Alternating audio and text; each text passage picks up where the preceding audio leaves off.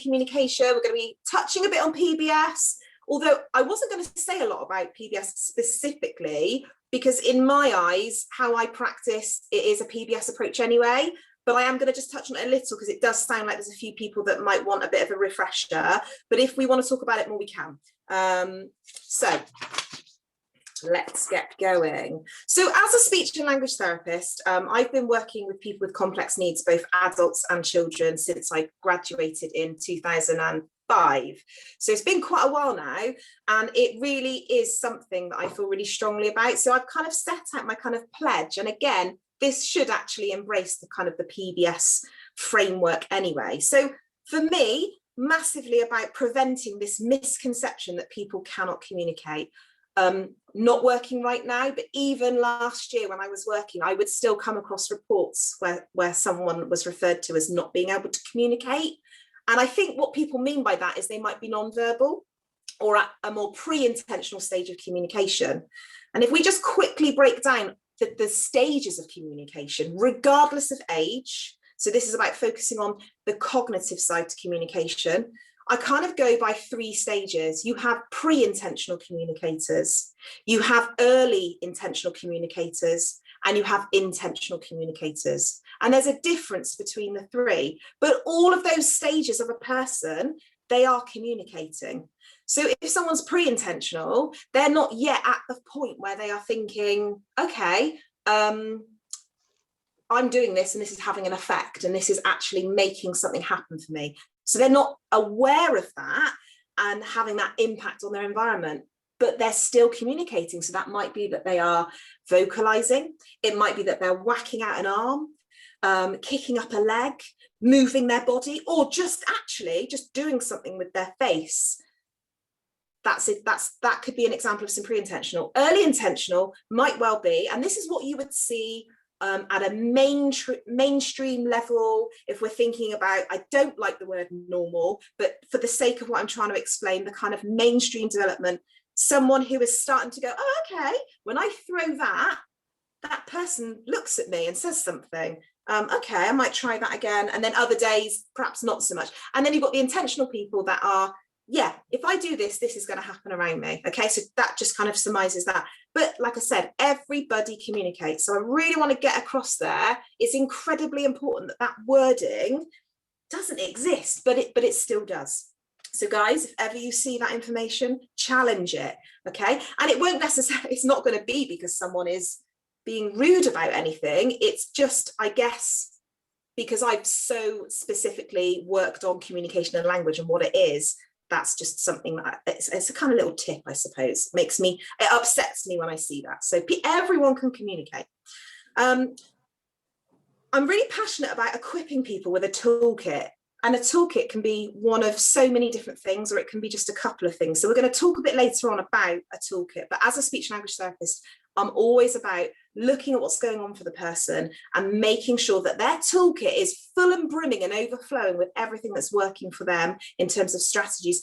But also, and I think this is what this talk is going to try and do today, think about the people supporting as well as the client, the service user. So apologies if my terminology isn't quite what you guys use, because I'm a bit out of the loop now. But for the sake of today, if we say the client, the person, client-centered is obviously really, really important. And again, in the PBS framework, that is very, very important. So I'm always about the client, seeing what's going on for them. We need to value and learn from them.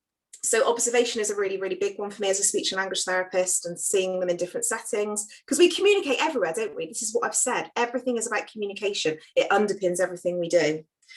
Ensure that all that need to know. And I think sometimes this is where communication, if it breaks down, if you actually unpick and analyze what's gone on, it might be that someone didn't know that person as well, or something didn't happen that could have happened. I guess prevent, and again, this is really, really important within the PBS framework, is prevention rather than react. But then there are times where we do need to react, and again, we'll talk about some strategies about that as well.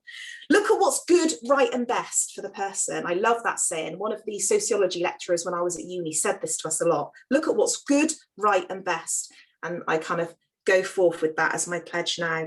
Now, I've got a really nice quote that I want to share with you, 2 actually. So the first one, again, it was back at uni that really inspired me, this guy, and it's about kids, but actually I think we can liken this to anybody. So it's kids do well when they can. Kids do well when they can. And actually what that means, what that tells me, is that if they can't, there's a reason for it. And we need to unpick it, don't we? Certainly as carers, as healthcare professionals, we need to be thinking, why is that happening? Why aren't they able to do that? Why can't we go above and beyond the expectations that perhaps someone might have for that person and go, actually, let's try this, let's do this. What's missing? Let's bridge that gap, let's try and find out. And the other one is, everyone can shine bright like a star when we are intentional about nurturing their unique ways. Now, those of you that have worked with lots of people with complex needs, or only one person with complex needs, we will know that they are no different to anybody else, but what they have is potentially some unique ways that are different to what someone else does. That doesn't mean that we shouldn't nurture some of those. So some of those behaviours can be channeled into being appropriate and safe, and others we might need to swap out and substitute. And again, hopefully we might touch on that a bit later on. So yeah, those are quite nice things. But we want to think about helping, assisting, supporting, but actually, and again, PBS, empower, okay? Get the person involved and really try and work out if there's ways to give them that sense of ownership. And this will come out a bit later with the strategies and stuff that we talk about.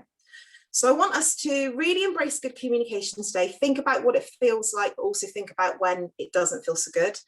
Please ask questions along the way. I noticed that there was some typing above, so that look, because I've never Zoomed before, so this is all new to me, but if you want to type questions and I'll try and bank them, or just kind of say, you know, flip on and show yourselves, and then I can see that you're waiting to ask me something, but make it interactive. Is it helpful, guys? Do you have specific things that you want to cover today as well? I know, Sheena, if you need to go quite soon, is there anything in particular you definitely want to cover? No, I'm just obviously quite interested in any sort of strategies or the toolkit you referred to. Great. Okie dokie. Okay, I'm going to whiz past aims because it's kind of pretty obvious what we're trying to cover here. We've talked about questions. So the quick roundup, I'm just going to do about the PBS framework. So this is how I kind of think of PBS. Please interject if there's anything that I've missed that is really important for those of you refreshing to hear. So we want more proactive rather than reactive strategies. So we want to look at prevention. We want to upskill, basically. We want to look at, what is this person doing? What are they really good at? Because it feels good when we're good at stuff. It feels good when we're allowed to do things we're good at, and that reduces frustrations, doesn't it? So what more can they do? And what can we do to prevent through our strategies and approaches and our communication style? It's person-centered, it's client-centered. It should evolve, and I think that's another really important one. Is it current? Does it really reflect the person? Obviously, it's very difficult for the big meetings, and some of you guys obviously are leading and a part of big meetings where, you know, the budget wouldn't obviously allow for there to be lots of change in formal documents, but the day-to-day grab sheets for staff and having it to hand for, say, a temporary member of staff, or if, you know, God forbid, a placement breakdown suddenly happens, having that stuff to hand so that it's quick and accessible, that's really key. Hi, Sheldon Long. Hi, Sheldon. Hello. We've just literally started. We're just doing a quick recap on PBS, all right? Okay. I'm Becky. Nice to meet you. And you? What's your role, just quickly? I'm deputy manager. Supported living? It's residential. Lovely to meet you. We'll talk a bit more in a bit. So yeah. Okay. PBS framework, we're just doing a quick kind of summary. It's about empowering, involving the person wherever possible, okay? Challenging behaviour and communication. So I've said this quite a lot throughout, and we're going to keep saying this. There is a strong link between communication and challenging behaviour. It's in one sense, it's kind of the same thing, isn't it? Behaviours are expressed, they're about giving out a message. We touched earlier on pre-intentional communicators and intentional communicators and that kind of in-between stage, and that can happen at any stage in someone's life because it's about their brain, it's not about their chronological age. But essentially, even if they don't realise they're expressing, they might be doing something that then impacts on you. A coffee cup might get kind of thrown, or they might shout out loud. They might mean for that to be towards you guys, or they might not. They might kick up if there's some personal care going on, and I don't know, they might have accidentally been rubbed or something, and they're non-verbal, but that's so their way of kind of saying, hang on a minute, would be to kind of lift their arm out. Okay, so there are lots of different forms of behaviour, and I just wanted to give a couple of quick examples because this will again prove that these forms of behaviour are actually a method of communication.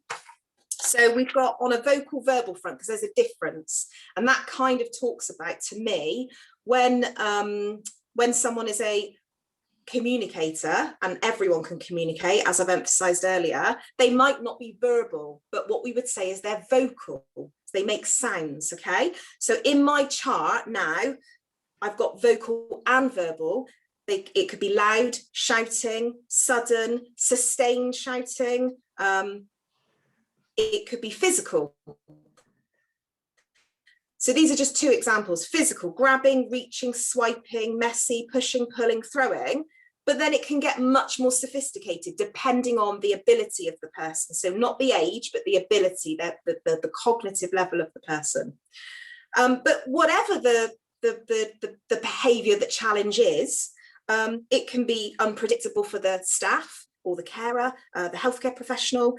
It can be painful for the staff member, but it can also be painful for the person. So this is what I'm sort of trying to get across now. It can be chaotic for both people involved or whoever's in the room. It can be upsetting. It can be frightening. It can be scary, but it impacts on the staff and the healthcare professionals as much as it impacts on the client.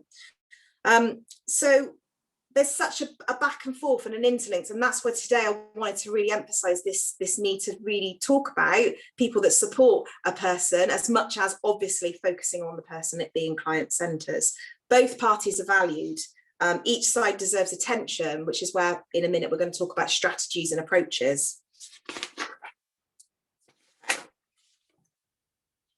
So why do behaviours that challenge others happen? Why do people then communicate, and what impact does a communication difficulty have on the frequency and I guess the extreme nature perhaps of behaviours that challenge? Because let's be honest, nobody's perfect. We all have bad days. We probably over the years have all had fallouts or disputes or disagreements with people. And I guess the difference primarily is that we might be able to reason it through a lot better. Okay, we might be able to have more insight. We can be more flexible. Our frustration tolerance will be hopefully better, so if you flip that round and you think about people with a communication difficulty, if they've got a difficulty understanding the world around them, whether this be that they are at a stage of understanding spoken language, because if we break down what it means to understand language, there's a hell of a lot. It's a wonder how anyone gets it right, because you've got to process the information, you've got to do something with it, and you've got to understand what it is. So if someone's talking to you and you're having a difficulty because you have an understanding difficulty with spoken language, it's going to get really frustrating. Okay, and this is where later I'm going to talk a lot about visual strategies. Okay, their ability to quick think and problem solve tricky things suddenly, because the world is quite chaotic, might be impaired, and then that makes it really difficult to work through something that's going on. Struggling with empathy and insight. If you think about it, if someone lacks insight or has difficulties understanding the impact of things, that can also make it really difficult for them to then work through trying to prevent things that have happened without specific I'm just seeing some writing. Oh, you're going to put it on. Yeah, and I can share all my notes, guys. It's not a problem to give you my email address. So yeah, struggling with empathy. And as we know, people that have autism spectrum conditions, this can be an area of difficulty for people that have autism, for example. And if you struggle with empathy and you lack insight, it can make it really difficult for you to perhaps sometimes behave in a way that suits that other person, because actually your needs and feelings need to be met. You might have a difficulty verbally expressing yourself. So then you can kind of see why things go wrong, I guess is what I'm trying to say. And I suppose because of a communication difficulty in a person, their fight-flight response is more likely to be triggered quicker. And as I said earlier, more extreme, more frequently than someone, you know, Joe Bloggs walking down the street, you know, has gone to mainstream education, who's done relatively well academically and doesn't have a communication and language difficulty, so to speak. Okay. But regardless of someone's ability, they still have needs, they still have wants, they still have desires, they still might have problems. If you think about, let's just go to my next slide. Okay. Right. If you think about why we might get annoyed about something, think about our health, think about something going on a sensory level, thinking about relationships, that ability to build and maintain relationships. If someone's in a setting where they have lots of staff, and sometimes it does happen, if they don't know that person very well, that can become frustrating because they miss maybe some subtle things that they do. And this very, very much so with people that are non-verbal. It's not that people that are verbal should get more time when it comes to kind of paperwork and strategies and stuff, but if someone's non-verbal, it's absolutely imperative that the paperwork that reflects them in like a communication profile, in a communication dictionary, I'll talk about all of these a bit later, all of this information at a review really needs to be at the absolute gold standard, because that is about knowing that person really, really well when perhaps they can't speak on their own behalf effectively. Okay, I'm kind of whizzing through this because I'm just really keen to get to the, okay, what else can we do? But if people want me to go back, please say. So going back to PBS, going back to kind of speech and language role, we really want to think about, I really like to think about upskilling, prevention, being mindful and understanding the person. So what I'm going to do now is I'm going to talk through thinking about different things that might be useful, but try and break them down into subheadings, especially when ill, need core staff supporting. Can I read more of that? Is that a way? Who was that just said that? And could you speak up? Was it Karen?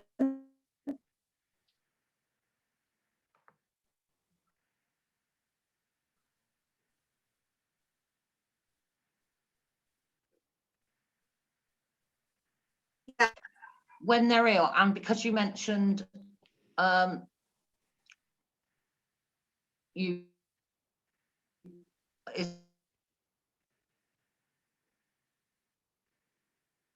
and that is so valid. I strongly believe if the right approaches and strategies are in place, this toolkit basically, which we'll now go on to talk about, if that is in place, that someone they need skills in this area, but someone could come in as a temporary member of staff and have the right amount of information in front of them and set the scene. And I think things could be pretty smooth sailing. Okay, it's not ideal, but it does happen, doesn't it? And actually in life, we do have times where plans change, someone's sick, etc., etc. So let's just quickly, I'm going to just mention some headings and we're going to kind of go through these. So we're going to consider the sensory input. We're going to think about adapting using our language, about consistency, about organisation, emotional regulation, supporting social interaction, understanding the function of behaviour, transitions, structure. But I'm going to start with a few classic examples. The concept of time. For some people with a communication and language difficulty, the concept of time is very tricky. It's abstract, isn't it? Other than kind of seeing that it's nighttime or daytime, the kind of days of the week, times. It can be very confusing, and to some people it might seem, well, how could they ever learn that? But you could go through lots of things to help that person. And again, then if there's no staff in, yes, I've not got slides as such, but I've got stuff that I'll absolutely share with you guys, not a problem. Scent of the day, music of the day, and now versus next chart, and a visual timetable. All these things could actually be used for someone with non-verbal, complex needs, through to someone that's verbal, that is much more involved in their care package or their day-to-day life planning and making decisions. All those things incredibly important. It is amazing to see the ability of a person to anticipate what day of the week it is when they get used to a particular scent, that can be done through a diffuser. If it's safe and appropriate and far away, a candle, perfume, body lotion, a hand massage in the morning.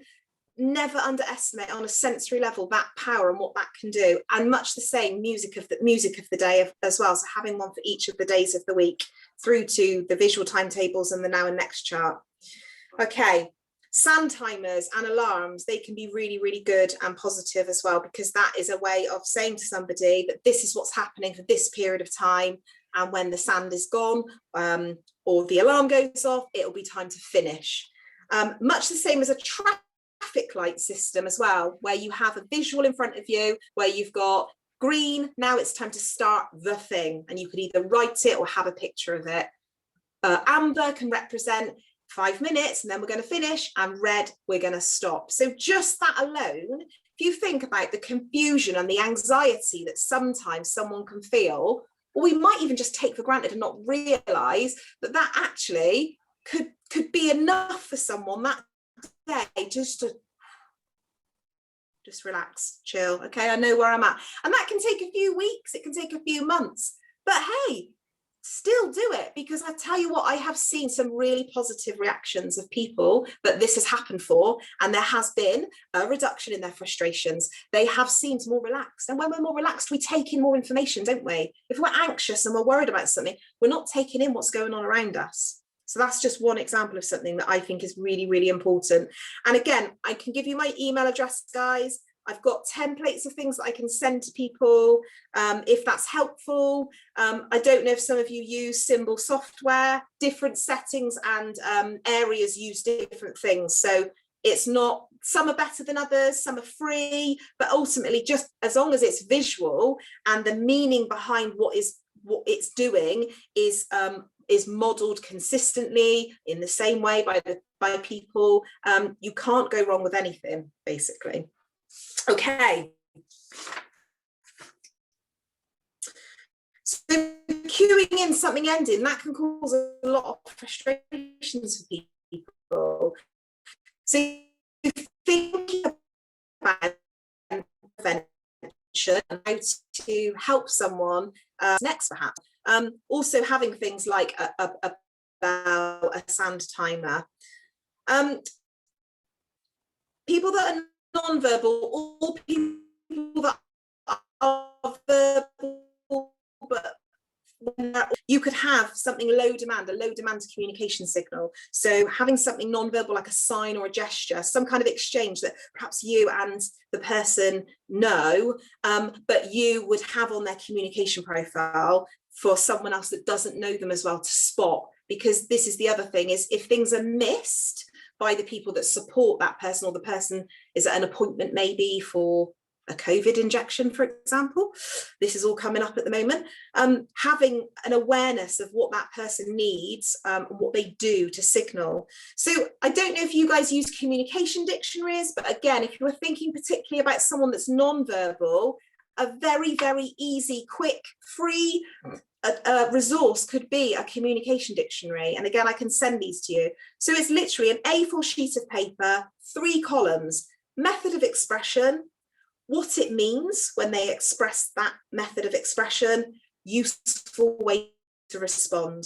And that useful way to respond could either be answered by someone that knows the person really well, if they're non-verbal, or it could be agreed collaboratively, so that less familiar staff, the doctor that more their knee, or the dentist, or the new person that's starting today can look at it and go, when Sally does this, it means that, and we need to do that. And then that creates a better relationship, and you're building that relationship with that person. So communication dictionaries, I like to see in formal paperwork as a strategy that is absolutely bread and butter basic, but also day to day, that is one of those examples that I said earlier that could be quickly grabbed and accessible. You know, have that pack at the front door or in their bag, but so that people know about it and can quickly have a look at it. Okay, something more higher functioning now, because I want to make sure I cover it all. I know some of you need to go. Talking mats. If people haven't heard of talking mats, have a look up. You can get all sorts of kits these days, but it's an approach, it's a visual approach to talking.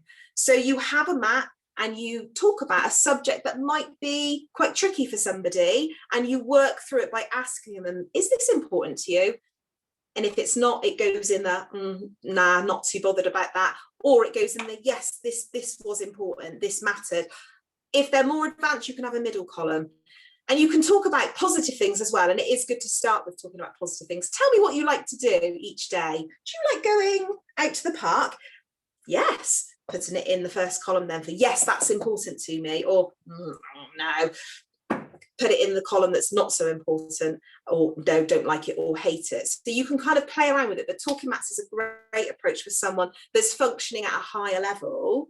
And then somewhere in between, emotion thermometers, and checking in using an emotions thermometer, not just when you sense that that person isn't feeling that great today or is conveying that they're upset about something or worried. So doing it for times where they're struggling, but it's really important that it's also done when they're at their best and they want to engage and have that conversation with you. And again, the traffic light system can be used well for all of this.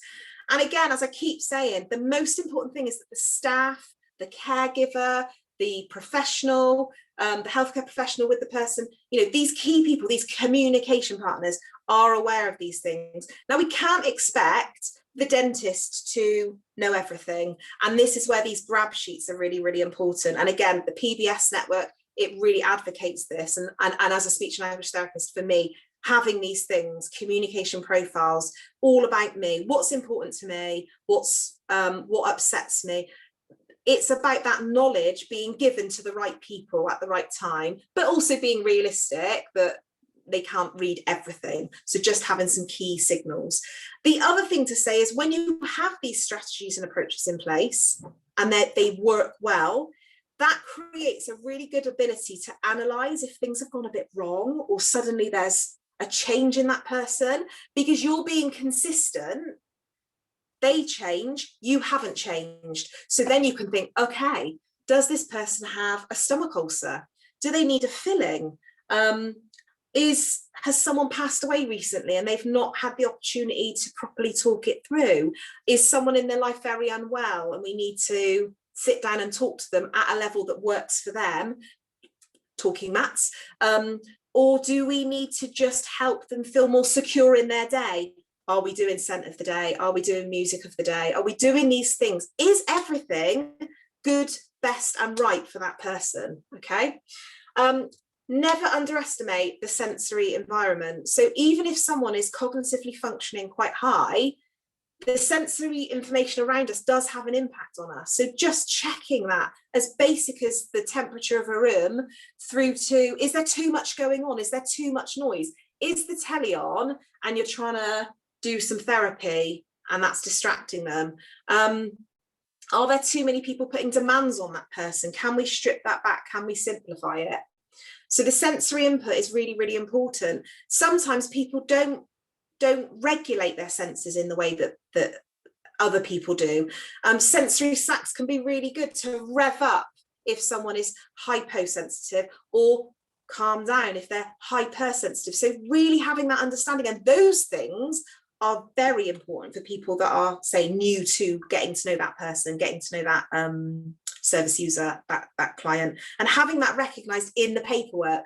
So the formal stuff, the big stuff, the review meetings, but also the day-to-day, they're both really important, but on a day-to-day needs-led, this is where it's actually, frontline, getting it right, getting that paperwork. And sometimes I'm called in just to look at all of that, and I create the package, because sometimes just getting it on paper can be really difficult. So you get a speech therapist in and they go, okay, what's going well? Is anything missing? Should we try this? And then let's get it together physically in a pack.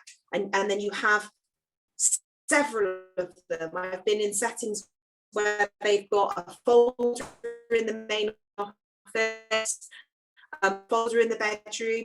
We've obviously got to respect the confidential information that would need to be hidden away and only given to certain people. But communication, as we've said earlier, is everywhere. It underpins absolutely everything we do, and everybody can communicate. So we need to make sure that those persons' skills are celebrated, they're on paper, and they're given to the right people. So social stories is another really good one. And I wrote on my notes, COVID injections, dentist fulfilling, moving house bereavement. So again, there's other things that obviously a social story could be about. And this does require the person to be functioning at a level that they can engage with the social story. So you would tweak the social story. Again, I write social stories a lot, but you can actually get loads online. But having them to suit what's going on for the person can be really, really important. Now, I can keep going, but what I'm really keen to do are there any kind of, obviously we'll need to watch names and what have you, but are there scenarios that people want to talk about? Do you want me to keep going with my strategies? We've talked about emotional regulation, consistency is obviously really key. Adapting use of language, again, hopefully that's something that it is obvious, but sometimes we do need to check back. And I find if you have a visual strategy that you're using with someone, it slows us down.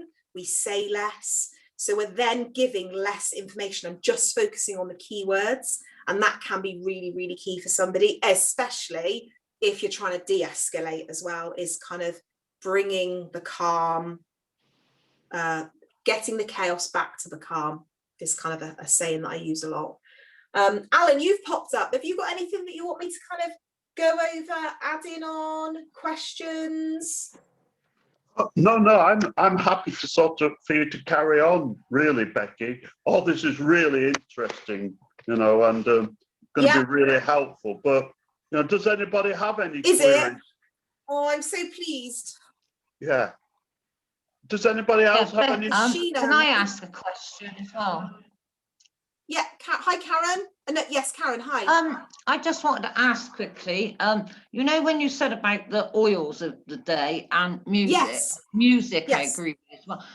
Years ago, we did do that with my son when he was in school, and then sung him along and debunked that ideal, because they were saying that if they smelt, say for instance, use orange oil, say for instance, they smelt that somewhere else, it would confuse them. How do you feel about that? Well, it's a difficult one. I can see why they're saying that, but I think the way in which the day of the week was cued in that, say you did it every morning, well, you would do it every morning because obviously it's the start of the day or as near to the morning as possible. The way you do it, the what's said, the way it's done, the oil or the cream or the scent, whatever that is, happens. And you're saying particular things, all of that would be different to then, I don't know, going to a cafe and smelling an orange juice being made out of a juice machine, And actually in that situation, because there's other stuff going on, I would say if it distressed the person, you'd need to unpick it and think, okay, and if that's distressing them, that's suggesting quite high capacity for learning and processing and kind of taking that in. So you should then be able to work it through with them in a way for them to be reassured. And I guess you would just have to see, but I wouldn't not do it for that fear and that worry, because I've never experienced that. And I've worked with a lot of non-verbal harder to reach people over the years, and it's worked really well. Like, I get goosebumps talking about this because we've really seen some positive changes in people, because we have our watches, we have our diaries, we kind of know what's on telly, what, you know, why can't somebody that is harder to kind of cognitively connect with, someone that's non-verbal, why can't they have something that they just, you know, and it could, like I said, take 6 months, and then you just see this difference in them, and you're like, yeah, I think they're anticipating, I think they're kind of there, I think we're there. So does that answer your question?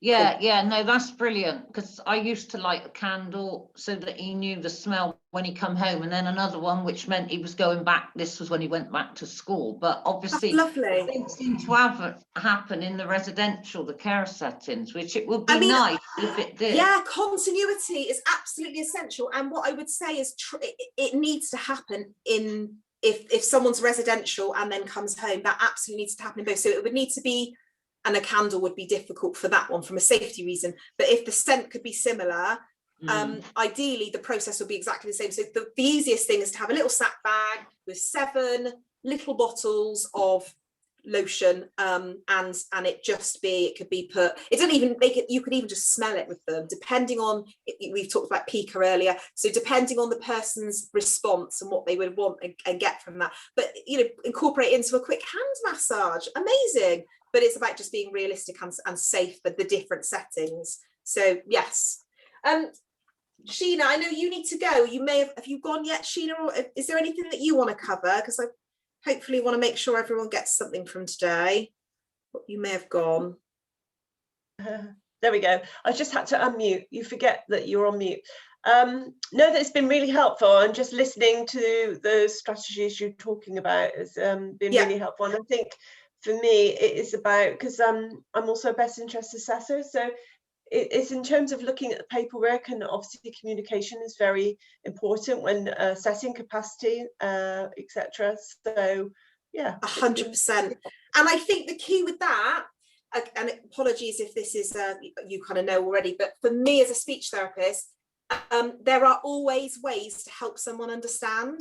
So they might not be able to understand it to the extent, but until we've tried and until we've given them that accessible information so that they have the best possible chance of engaging, and it might take time and it might require all these other things to be in place that day so that they're all kind of as zen as they can be, for them then to engage in something that might be new to them or quite abstract, or feeling provoking in a not so great way, and again this is where sometimes my kind of role comes in, and we might just do a very quick bit of input, but so powerful because it involves the person, and that's what this is all about, isn't it? Getting them at the center and trying to involve them where we can, giving them the best possible chance, and then if they haven't taken it on board, we then say, okay, well, we can then act in their best interests, and I've done loads of that over the years.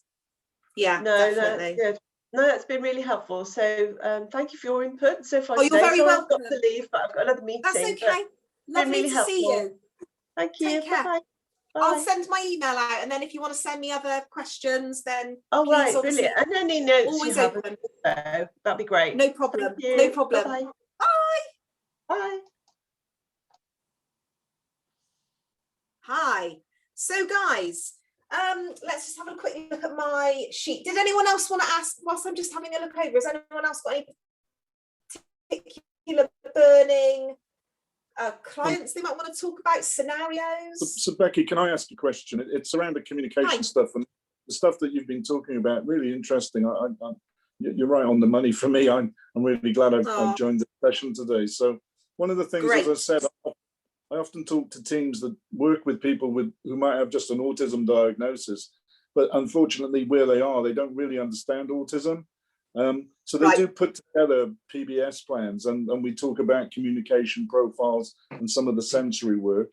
But sometimes when you look at the PBS plans that they send me and you read it, it'll say things like, you need to speak to this person and try and distract them or reassure them. And one of the things that I'm often concerned about is the way it's written just leaves that very much in the person who's dealing with the situation. their interpretation of what they should say and how they should say it. So some of the times when there are very clearly phrases or words that are triggers, and that's mentioned in the communication profile, perhaps in the PBS plan, they don't always talk about that sort of specific language that you might hear somebody say. Yeah. Because I always worry that different people will interpret that PBS instruction as you know what to say, and they might say things that will just make things worse, or might not help the person de-escalate or reassure them. So sometimes I ask people, can you write it much more specifically and say the exact phrase that you should use, or the exact words that you should avoid using, or the topics that you know work. If he likes talking about 1970s TV programs, talk about that, get up on it, and you know, make sure that you get in some of those things that you know will work with him. And like you said earlier on, having the person, if they're able to talk about what works for them and what they want people to do when they're in situations when they're very anxious, I think that's a really, you know, it's a really important bit, often overlooked. I just wondered if that's the thing that you'd agree with. Yeah, no, completely agree. And the hope is that if someone's that supercharged,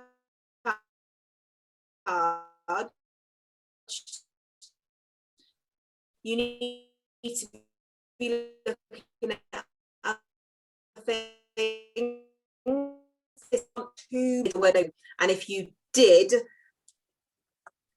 very, very quickly, he's a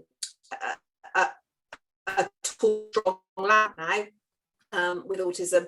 So that was very, very important, like excited him and made him really happy. So that's one example. And again, talking about like the communication dictionary, that method of expression, what it means, useful way to respond, you could almost change the content of that to reflect having this column system of trigger words, trigger topics,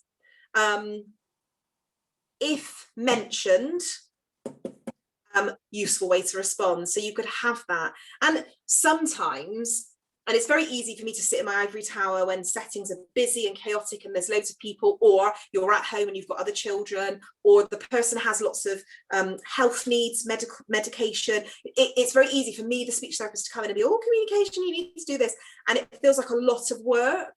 But actually what then happens is you put the work in at the beginning, and then a lot of it just either needs to stay the same. And you've got this amazing pack that you give people, all these just a couple of sheets, which don't need to be that huge and intimidating, but actually we all have a duty of care. You do need to take a bit of time to get to know that person. Yes, you're busy, but then on the flip side, you then don't need to do it again, or you just tweak it. So, you know, in 2 years' time, they might not have that trigger topic anymore because something else has changed for them, or their expressive language skills have been empowered more, and they've got these new tools for talking, like a talking mat, which has now meant they've talked through what triggers them to feel upset. If someone says, I worked with someone, an elderly lady, who there was a particular name of a woman, and it was to do with someone from long ago, and she'd get very upset if staff worked with her with dark hair.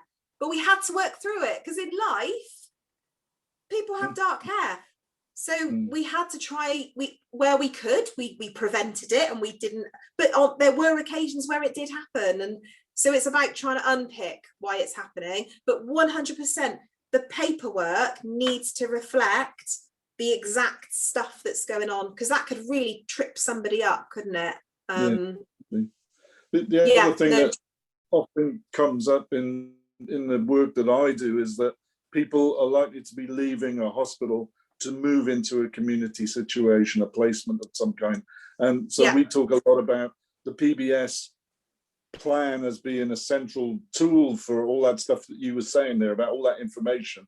But equally, the environment's going to play a huge part. So although people have a very good idea of a PBS plan in a hospital situation, it does need to be followed up and reviewed and tweaked, like you said, because the environment might play in a huge part, especially if somebody might be in a mainstream mental health unit or a PQ unit, something like that isn't the most ideal environment for them, and then they move in No. to a much more bespoke package of care, which is built around their needs.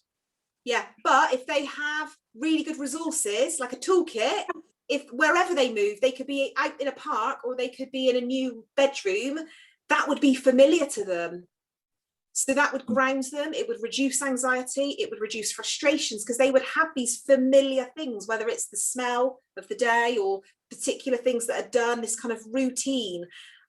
We can't always be governed by routine, but a lot of the people we all support do need it as best as possible, because if they can predict what's going on, and if that visual timetable is their one that they've had for 5 years, it grounds them. They can then anticipate what happens next. And that is just so powerful, isn't it? Anxiety, it cancelled. I've written them, literally, I've written one. When my plan gets active, and you read it to that person, not when it's going on, but then it acts as a script for the person that's supporting that person in that heated moment, because they'll hear what they're saying, and it helps the staff member or the parent or the healthcare professional, because they've got these buzzwords to use, because we can panic sometimes if we're faced in crisis, and you know, not everyone manages crisis well, and sometimes it catches you off guard, or you don't know, and you panic, and then you're like, oh, anything I say now could go wrong, and then you get even more worried. So if you've got this script that you've been actually talking through with so and so, you can kind of pull the key words out, and it really helps that service user as well. So I think, this Beck, is at times, hello, sorry, I was on another call beforehand. So, No but I think there are at times that I think, you know, speech and language have got all the knowledge in that, and we're asking a support worker who's paid a pittance to do some really complex work. And I'm not saying they can't do it, but sometimes they need somebody to guide them to be able to do that. And we don't have the resources around to provide that, to ensure that, especially within care homes, we're able to deliver on that. So people by default either say, well, yeah, they've got good understanding, they've got this, but actually they don't, and but they don't always have the tools available because they don't understand them themselves. Yeah, that's so true. I've got a pink folder. So at the moment, when I return to, well, I don't know what I'm going to do work-wise yet when I return in April. I'm waiting to hear, but in the role I was in, and if I go back to it 2 days a week at a special school, amazing special school, I've set up pink folders. And in these folders, and this is quite a normal thing that I would anticipate being asked to do in any setting if it's helpful, because I want to help the staff or the parents as much as I want to help the service user, the client, is have these go-to that they can either photocopy and fill out themselves, or they can look at it and go, oh, actually, we just need to change that heading, but bish bash bosh, I've got that framework already. Because people are busy. It is unfair to ask that of people that aren't paid the money to go off and I don't think it's something. I think it's fair to ask them. I think what the difficulty they have is that they're not always taught how to do it, because the resources are not around. So if I put in a referral to a speech and language therapist, they would probably say to us, we're not taking for communication, it's dysphagia only. And then you get stuck. I know. And this is and this is whereas as an independent therapist, I'm able to kind of be available more, because they've just got their core offer is so small. But like I said, get this short block of work, this package, this toolkit, this, you know, whatever you want to call it, for this person, and sell it on to us. Well, this I could be creating these like new roles for me. Yes, indeed, I didn't think of that. But yeah, there's just so much that we ask of people sometimes, which is it's just not fair, and it's overwhelming without the knowledge to do so. And that's why I do what I do. And I've gone to uni and I've done all the years, because it's my bread and butter. But they've got other things. They've got to think about giving medication, or going to an appointment, or getting dressed, like all the basics, personal care, meals, all of that. Definitely. I haven't mentioned a couple of things. The colour blue on a sensory level. Even sometimes just the basics of having a colour blue can be really, really important sometimes for people. And that's not just people that are more pre-intentional, non-verbal, more complex. This can help with me. I like the colour blue, it's calming. So looking at and reviewing that sensory environment, I feel that is almost like one of the first things I'd want if there was challenges or things that are really difficult. I love this, and I can actually, I'm sure, because I've got 2 laptops, I've got my school laptop, I think I've got this, I could certainly make one, an emotions and actions chart. So when I feel this way, I could ding, ding, ding. So when I feel angry, I could ask for a hug, I could have my hands squeezed, I could go to my sensory sac and squidge my something or other. Or when I'm cross, I could use my words.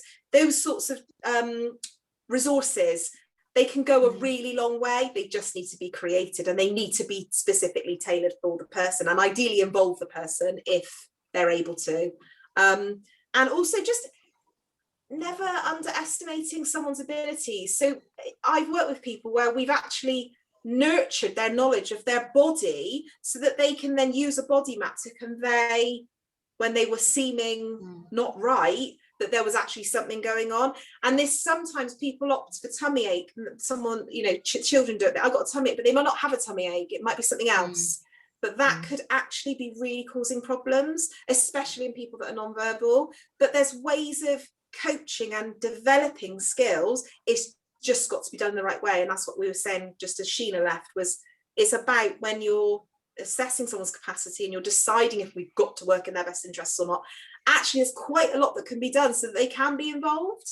Some stuff is too complex, but actually lots of stuff the client can be involved in, but the information needs to be accessible. And again, that is where sometimes just a short piece of work needs to just come in from a speech therapist to kind of go, okay, this is that, try this. And actually there's loads of good stuff, free stuff online, but getting to that point where you've got it can be really difficult, can't it? And then once you've got it, you can then, like I said, having this pink folder or green folder or whatever you want to call it.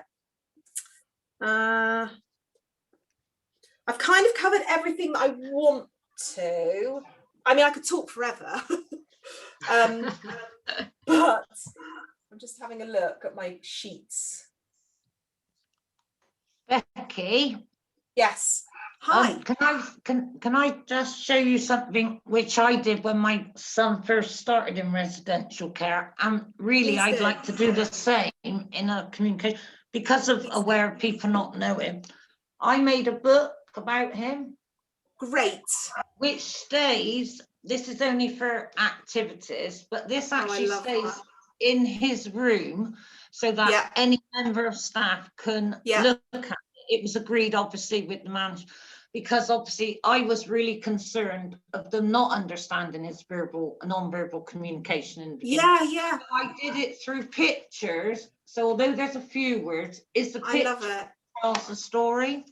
Yeah, I love that. Trying to work on a communication one, because sometimes I think some of them, if it's loads, they got it all written in the office in a care, but sometimes they need it in front of them, and when there's times he's in his room and they're just chilling out, or he goes to bed early and they're still on shift, so they can have 5 minutes to have a quick look.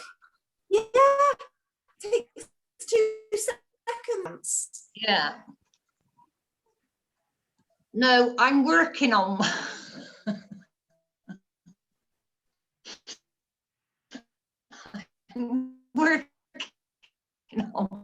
he has communications, which can mean 2 things. It can mean this when he's happy, the same communication, or it can mean when he's unhappy. So it's, and then they realize, and and even if you have, like you just said, turning the radio down while we're FaceTime, there's no good having the radio down because it's too much noise. He'll cover his ears, so he needs to be able to concentrate my voice time. I could take maybe 10 minutes, and then he would say more. so he knows in a while, but he engages and I now don't on know if the other end they do anything, but the advance notice of queuing in. So it could be that a photograph of you is given to him 5 minutes before you video call, so that he's already, his brain, his neurons, they're firing up. He can keep referring to it. I think this is why I'm so passionate about visual strategies. Impaired, actually. So he's visually impaired. Yeah, right. Yeah. Okay, but you could have something else that's not visual that represents you. Do you wear a favourite perfume that they could spray just before you ring? There's a jacket that I know he knows, which I won't throw out, is an old fleece, because he recognises the colours. I've had it years, so I don't throw it out because don't ask me how, but I know he recognises that jacket. Could he have it there? Could he have a piece of it, yeah. a swatch of it? It's all, and the thing is, some people say to me sometimes, so this is like an object of reference. Oh yeah, but that object, that's nothing to do with the activity. It's great if the object that you use cues them in and it links to the activity, but once the activity is happening, you take it away anyway. And as long as you teach and you're consistent and you always give that set thing to link in with, then suddenly that activity or that experience or that person arrives or phones, they will learn.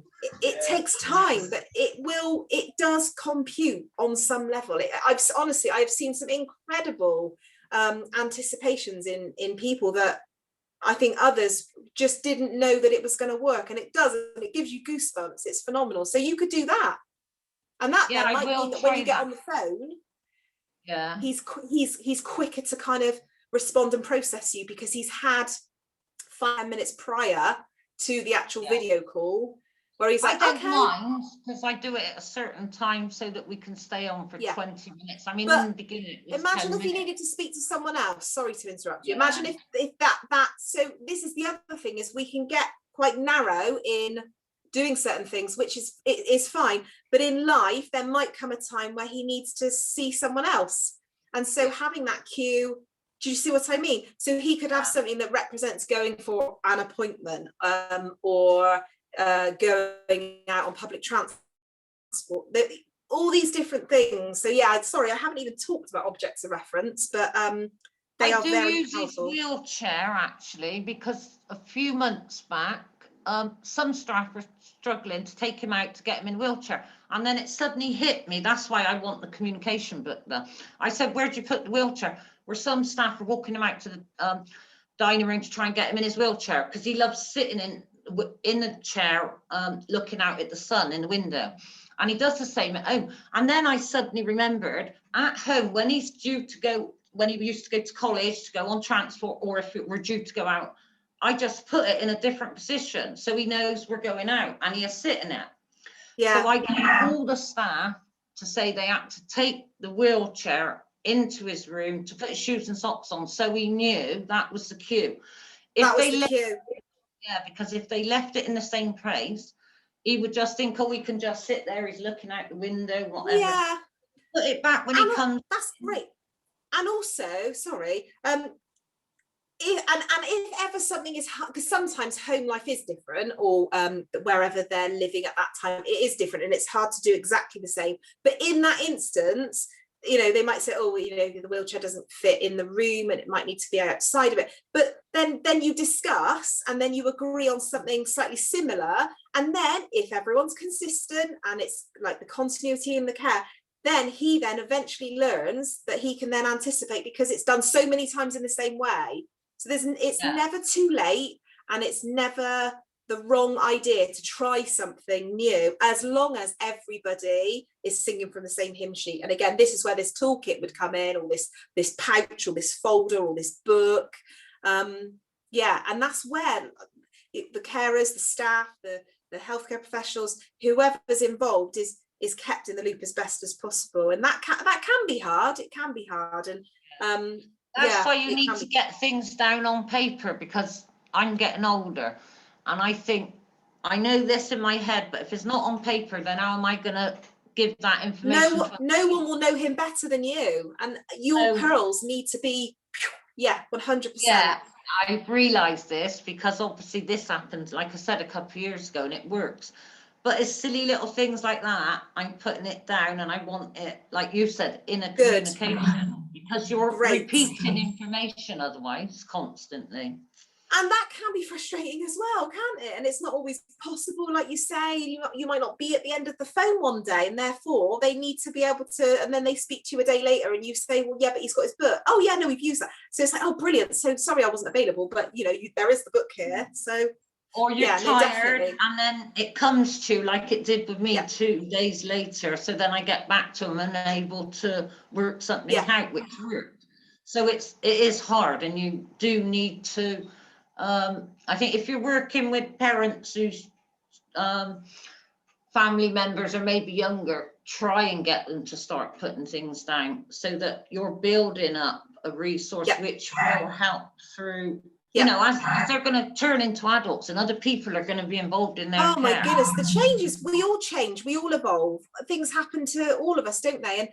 And although again, it seems like a lot of work, the point is, if the work starts, then it's not a mammoth task, is it? Later down the line, you just tweak it, or you delete something, or you add something else in and stuff. So yeah, 100%. It's good to have someone perhaps at the center of it, kind of leading, like a key worker or parent. But ultimately, these things shouldn't be too complicated. And have a memory stick that you kind of tape to say the main pack or whatever, and then other people can then edit it and stuff. So yeah, does anyone else want to ask me anything or check anything, because I can talk quite fast, and also I'm just looking at the time, 11:20. Can I ask, Becky, do you think there's a link between PICA and communication? Because I sometimes think that I don't think, I know that some of my son's PICA, which touch wood don't happen very often, but is his way of communicating. For instance, if I'm in the kitchen cooking, he wants food, he can smell it, but he don't know how to wait. If there's anything left around, because he don't know the waiting, but he can smell the food, he would be eating the flowers, my kitchen towel. So do you think there's that link? I mean, I don't leave nothing lying around. I know how to everything's cleared when he's home. It won't be like this. I wouldn't have candles or anything around, or I wouldn't have flowers on the table. And also because of the cognitive.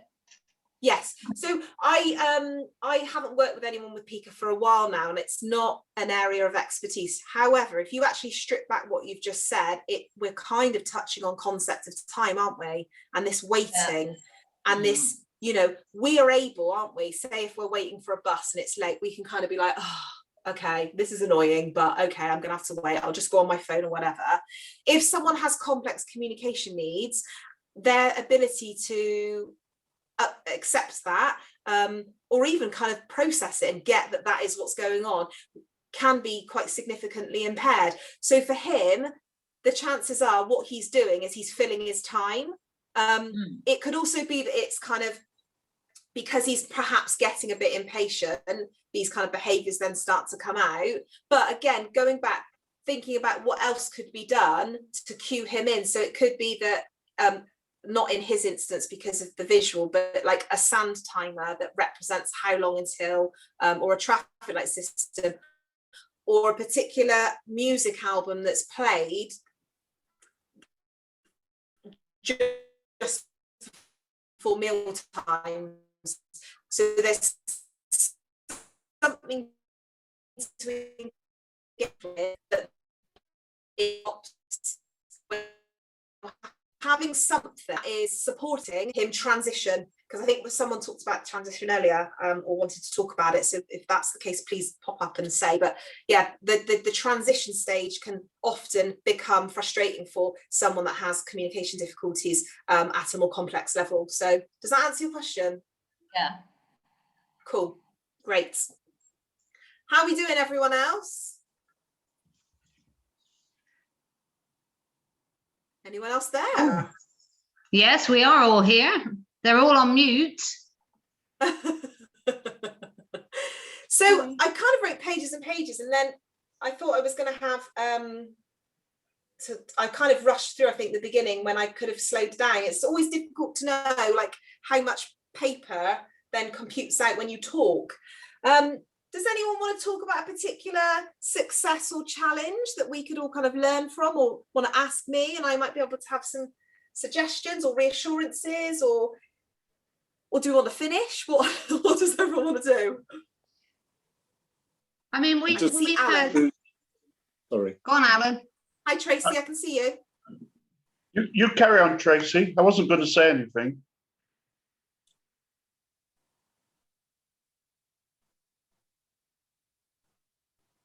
I did.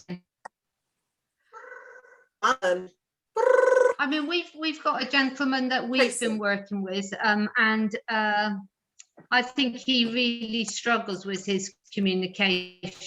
We've had speech and language therapy in, and he uses some words, so it is a success in some respects, but we're still having the extremes of the challenge. So he still headbangs an awful lot, although it's reduced 60, 70 in a month isn't too bad, but he doesn't use the full word. So he'll go, and it's stuff getting into will mean that he wants something to eat.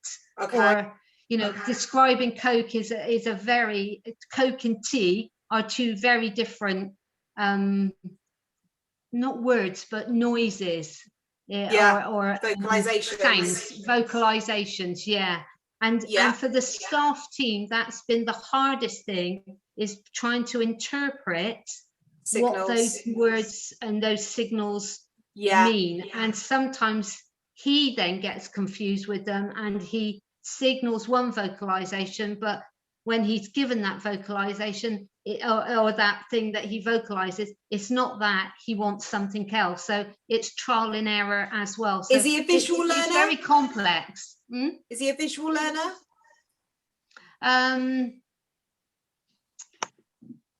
Yes, but also he is a visual learner, but he also he's not motivated to. He gets really bored with it, and it's very difficult because he doesn't also allow us in his space. So he actually lives within his own flat, and there is a door and the staff at the other side, and there are only sometimes that he'll allow that communication, and it's usually through a door. So there's loads of limitations there as well, and environmental things. His environment is totally back. He won't even allow a bed. He's got a bed in there, but he'll remove the bed from the bedroom before bedtime. He removes the mattress to put it in a kitchen, so that then he'll sleep on the settee, because he won't sleep in a bed. And I would say with someone like that, you almost need to really strip back and work on one thing that's going to make the most difference. So when I say visual learner, not just to educate him to develop his skills by visual information, but actually the visual strategies that are used. But going back to the communication dictionary, actually the advantage of a communication dictionary is not just to celebrate someone that say is non-verbal, and to allow staff or whoever's interacting, the communication partner, to see, oh, this method of expression, we think it means this is a useful way to respond. What it also does is allows everyone to react in the same way whenever that person does that particular sound, so that you're attaching meaning, so that if he doesn't want the thing that he gets, because everyone thinks that when he does this means this, so I'm going to give him that, if that's wrong, he will have to at some point learn, oh, that's not working. But what the person then does is models, oh, you mean and give him the bottle of Coke instead of the cup of tea. I think that's the bit we'd miss out, Beck. What we don't do is we do the trial and error. So we try different things, but then what we are not doing is feeding back to him the symbol or the word or the vocalization that's linked to this, to say this is what you want, and that's probably what we're not doing, is feeding that back. Attaching meaning, modeling, being consistent, and that can take weeks, months, years. But if you focus on it being one scenario that's going to make a real positive impact, it is amazing what that can then do for the capacity of that learner, because if he that would tell me if he could get a bit more sophisticated and okay with one or two of that tells me he's got the capacity for that to go, okay, what else could we try now? And like sometimes like having these things to show, like 2 things or a visual timetable or a now and next or a choice board, because it's that choice making, isn't it? And that's also having visual choice boards. I don't think he is a visual learner from that point of view. He wouldn't, and he wouldn't tolerate any of those things being so in it's his all about space. It's all about what's said and outcome. Yeah, definitely. And again, with being afraid to communication, keep it simple. with the communication dictionary, then is there literature around that? Is there some easy read? What you might have talked about that before I came in. That'd be brilliant. Easy peasy. Okay, that's what lovely. I'll do is because my slides had too much info on for me to feel I when I share slides with people, I want it to be a bit more succinct. But I am more than happy for you guys, now we've spoken, you can have what I've done, because it will trigger, you'll go, oh yeah, I remember mentioning that, and it'll make sense. My email address is on here, and I've got some set things that I definitely think would be good for all of you guys if you want, and you can tweak them a bit, so I can send a template of a communication dictionary, what a guide of that is, and a few other things. And then people have got my email address, so if they want to have more or ask, then please do. No, that would be brilliant, definitely. Awesome. Okay, do we Brilliant. want anybody else? What do you want to send the stuff to me, Becky or Tracy, and we can just send I'll send it to you guys. No problem. I'll send it to you guys. It might not be now. I can hear Skylar starting to get a bit grizzly. She probably needs mama, so I'm gonna probably need a few hours, but certainly later, Tracy and Alan. That's absolutely fine. No rush. Right? Definitely. Thank you so much for listening and for asking me as well. I'm very touched. I hope it's been all right. It was really interesting, Becky, honestly, and your enthusiasm was infectious. Oh, hi. Is that Vicky? That's Kate. Hi. That's Kate. Hello. Sorry, I came in late. Hello. Fabulous session. Thank you. Oh, you're very welcome. I was saying earlier that most of this has been done at like 3 a.m. doing the night feed. So I feel like it's been a lovely taster to get back into like speech therapy work and massage the brain a bit. So thank you so much. And if I can help anybody in the future, just send me an email. I'm independent now. I don't work for the NHS, so I